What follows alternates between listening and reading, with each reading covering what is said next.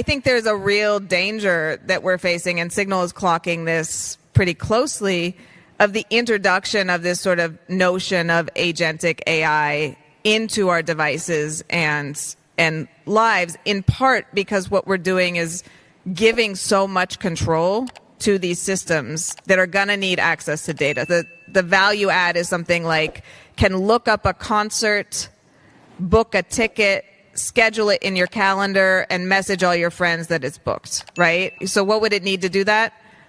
Well, it would need access to our browser, an ability to drive that. It would need our credit card information to pay for the tickets. It would need access to our calendar, everything we're doing, everyone we're meeting. It would need access to Signal to open and send that message to our friends. And it would need to be able to drive that across our entire system with something that looks like root permission. Accessing every single one of those databases, probably in the clear, because there's no model to do that encrypted. And if we're talking about a sufficiently powerful model, AI model that's powering that, there's no way that's happening on device, even though on device isn't a prophylactic, isn't going to really solve a lot of those issues. That's almost certainly being sent to a cloud server where it's being processed and sent back.